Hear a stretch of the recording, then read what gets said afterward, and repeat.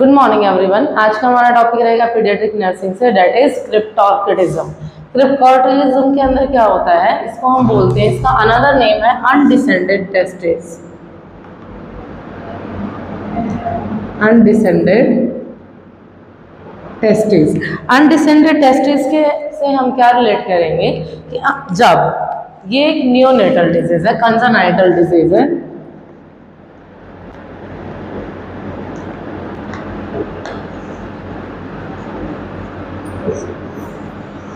और क्रिप्टो एक हमारा ग्रीक वर्ड है जो लिया ग्रीक वर्ड ये क्रिप्टो से लिया गया है, क्रिप्टो एंड ऑर्चिड्स। क्रिप्टो क्या है हमारा कि हिडन, क्रिप्टो का मीनिंग आता है hidden, and orchids means testicles. Orchids means testicles. तो क्रिप्टोर्किडिज्म क्या है, ड्राइव किया गया है हमारा ग्रीक वर्ड से, जो दो वर्ड से मिलकर बना है, crypto and orchids. Crypto means hidden and orchid means testicles. तो ये बन गया हमारा क्रिप्टोर्किडिज्म, और इसका अनदर नेम है अनडिसेंडेड टेस्टिस। अब ये क्या है, it is the most common birth defect in the male genitals. ये एक मोस्ट कॉमन बर्थ डिफेक्ट है किसके अंदर, मेल जेनाइटल्स एरिया के अंदर, और जनरली 80% चांसेस हैं कि first year of the life के अंदर जो क्रिप्टोरिज्म की कंडीशन है वो ट्रीट हो जाती है। और जो ये कंडीशन है 30% प्री मैच्योर जो मेल इन्फेंट्स होते हैं, बिकॉज मेल जेनेटल की प्रॉब्लम है, तो 30% मेल पर्सन जो होते हैं जो प्री मैच्योर हैं, प्री मैच्योर इन्फेंट, ठीक है, उसके अंदर ये कंडीशन पाई जाती है। और क्रिप्टोरिज्म क्या है, it is a failure of one or both testis, ठीक है, it is a failure of one or both testis to reach the normal position in the scrotal sac through the inguinal canal. हमारा एक passway होता है जिसके through inguinal canal के through, epididymis के through, इस तरीके से स्क्रोटम के अंदर हमारी ये क्या है, टेस्टिस क्या है, डिसेंडेड हो जाते हैं। लेकिन क्रिप्टोरिज्म के अंदर क्या होता है, ये जो स्क्रोटम सैक है हमारी टेस्टिस इसमें डिसेंडेड नहीं होती। इसमें डिसेंडेड नहीं होती तो इसके अंदर क्या होता है कि या तो एक टेस्टिस यहाँ पर डिसेंडेड नहीं हुई है या दोनों ही टेस्टिस यहाँ पर डिसेंडेड नहीं हुए। तो cryptorchidism is the absence of one or both testis from the stomach. ये हमारे स्क्रोटम में एक या दोनों टेस्टिस क्या वो एब्सेंट हो जाती हैं, तो वो कहलाती है हमारा क्रिप्टोर्किडिज्म। क्रिप्टोर्किडिज्म के अंदर ये कंडीशन रहती है, तो जो हमारी टेस्टिस होती है वो अनडिसेंडेड रहती हैं, ठीक है, या तो वो हमारा, अगर हम बात करें इस तरीके से, ये अगर हम बात करें एब्डोमिनल कैविटी, इनलिंगुअल कैविटीज, ठीक है, इस तरीके से। फिर यहाँ पे हमारा हम लोग ये ले लेते हैं फीमर बोन, ठीक है, जेनाइटल रीजन, ये इक्टोपिक रीजन आ जाएगा। तो जो जनरली क्या है, एब्डोमिनल कैविटी से इनलिंगुअल कैनाल में होते हुए हमारी एपिडर्मिस के थ्रू क्या है, हमारी टेस्टिस यहाँ पे क्या है, डिसेंडेड हो जाती है।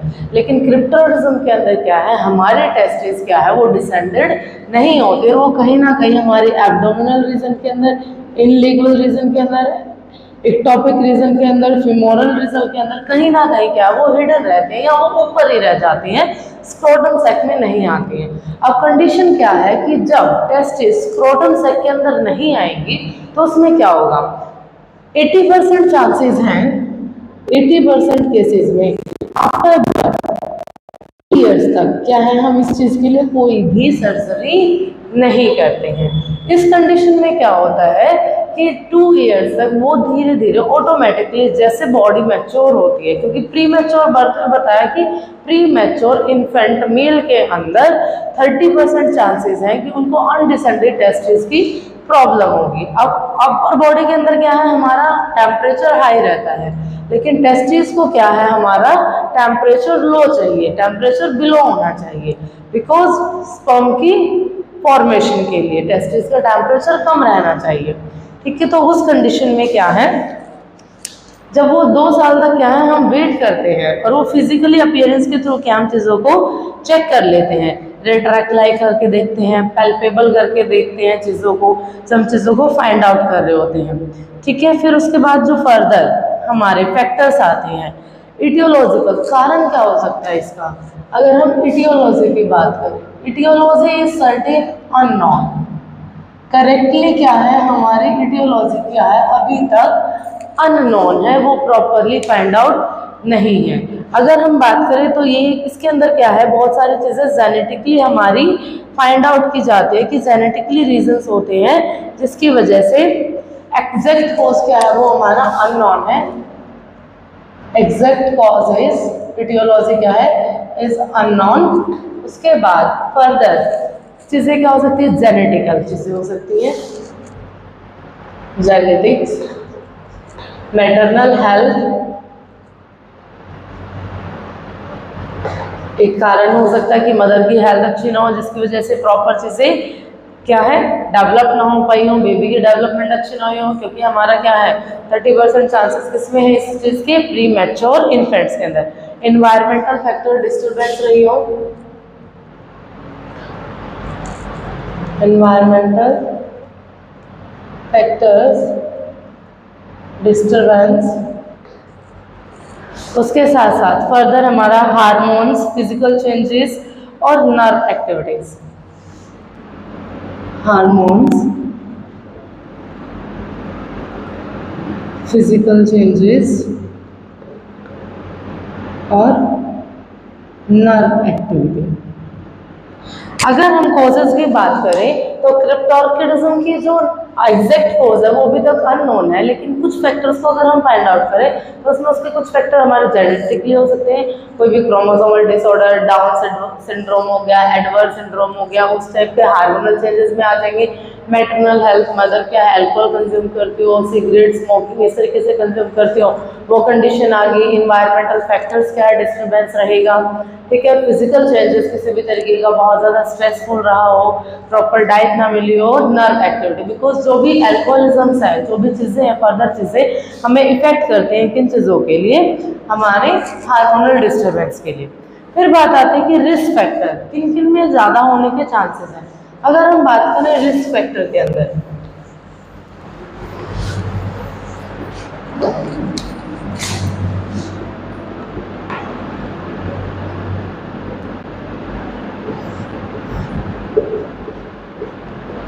रिस्क फैक्टर्स के अंदर हमारा क्या रहता है कि लो बर्थ वेट बेबीज, उनमें होने के ज़्यादा चांसेस हैं। लो बर्थ वेट बेबीज, उसके बाद सर्टेन थिंग है हमारी इमेच्योर या pre mature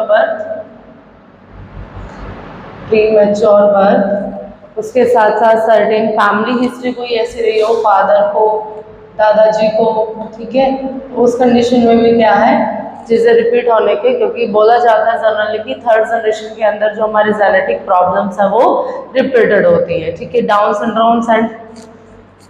syndromes, hormonal problems जो होगी। ठीक है, फिर उसके बाद क्या आ जाएगा हमारा एब्डोमिनल वॉल का कोई डिफेक्ट है जिसकी वजह से क्या है हमारे टेस्टिस क्या है वो डिसेंड नहीं हो पा रहे हैं, abdominal wall defect. And further हमारा अल्कोहल का use, cigarette smoking, alcohol, cigarette smoking. Then further mother की ओबेसिटी बहुत ज़्यादा है, मोटापा बहुत ज़्यादा है, जिसकी वजह से भी क्या है बेबी की ये कंडीशन हो सकती है।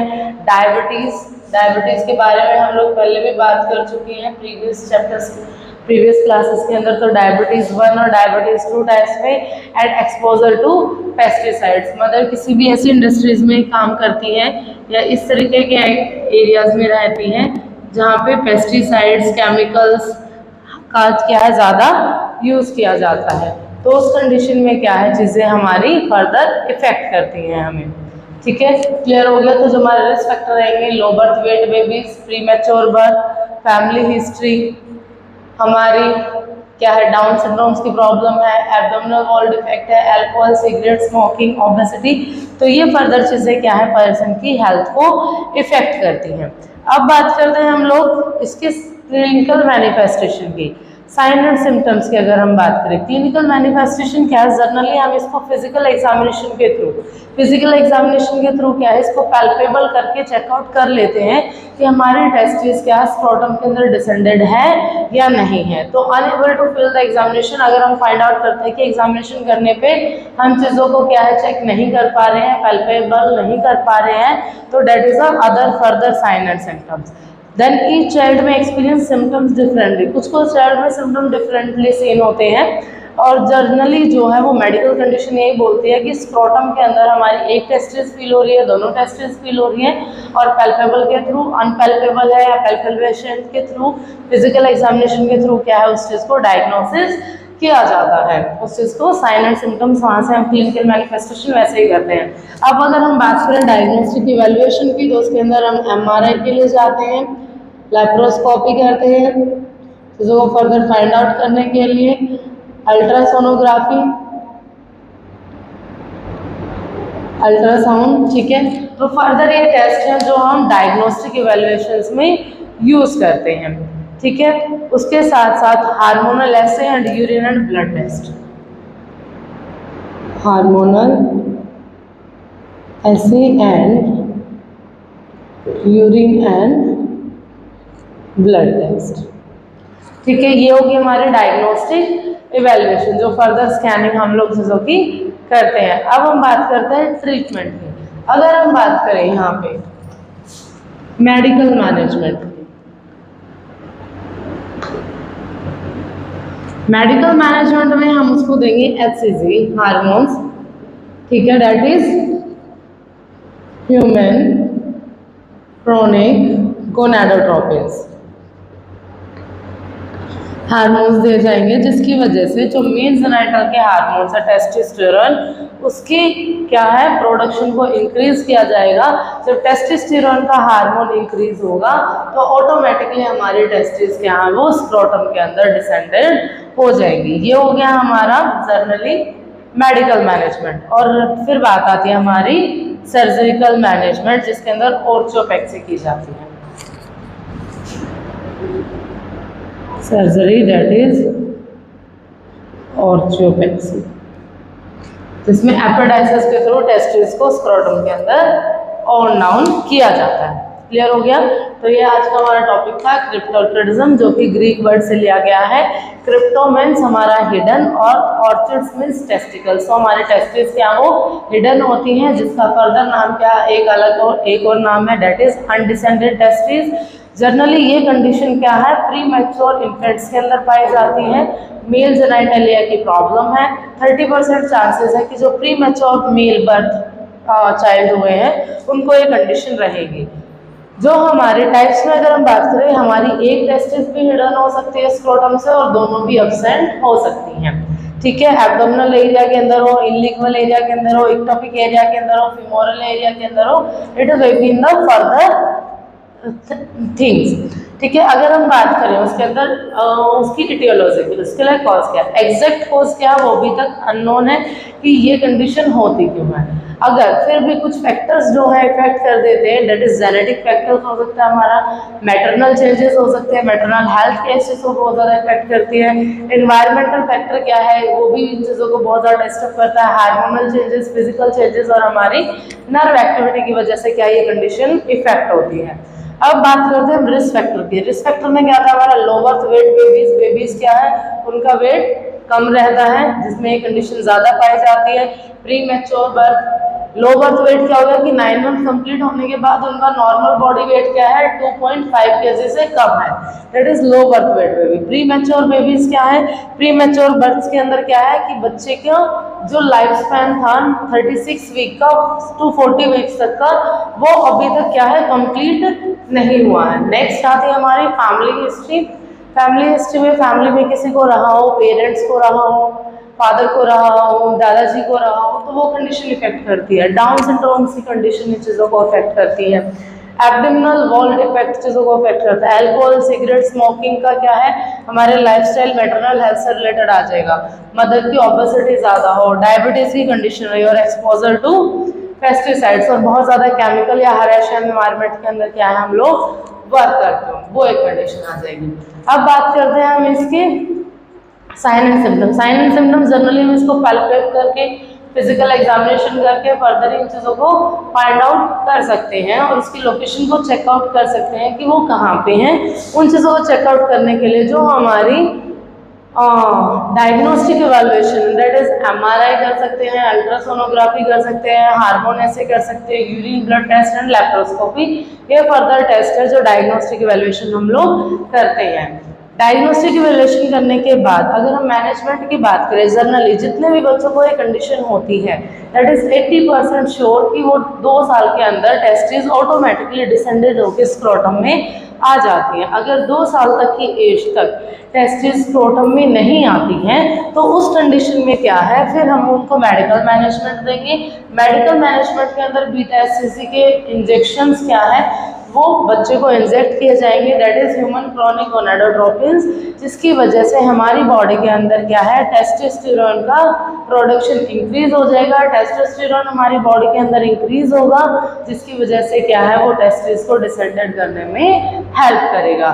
फिर बात आती है, अगर वो ट्रीटमेंट फॉलो करने से चीज़ें नहीं ट्रीट होती हैं, मान लो कोई भी ऑब्स्ट्रक्शन है, कोई भी एब्डोमिनल वॉल का डिफेक्ट है, या हमारे स्क्रोटम के अंदर या एपिडेसिस के अंदर कोई ना कोई प्रॉब्लम है जिसकी वजह से एरिया ही फिक्स आउट है या फर्दर कोई ब्लॉकेज है, तो उस कंडीशन में फिर क्या है, हमें क्या करना पड़ेगा, सर्जरी करनी पड़ेगी। और इस सर्जरी को नाम दिया गया है ऑर्चियोपेक्सी। ऑर्चियोपेक्सी के अंदर हम लोग क्या करते हैं, टेस्टिस को एपिडेसिस के थ्रू ओपन आउट करके स्क्रोटम के अंदर उनको फिक्स किया जाता है। ठीक है, अगर हम सर्जरी नहीं करते हैं और टेस्टिस को ऊपर ही डिसेंडेड अनडिसेंडेड रहने देते हैं, तो इसका जो मेन कॉज आता है, जो फर्दर फ्यूचर इफेक्ट करेगा, एक तो जो स्पर्म है वो डेवलपमेंट नहीं होगी, स्पर्म की डेवलपमेंट नहीं होगी, तो जिसकी वजह से क्या है, वो जो पर्सन है वो कभी भी लाइफ टाइम फादर नहीं बन सकता, वो बेबी को बर्थ देने के लिए क्या चीज़ें इफेक्ट करती हैं।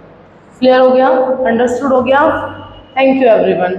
इस वीडियो को लाइक करें, हमारे चैनल को सब्सक्राइब कर बेल आइकन जरूर प्रेस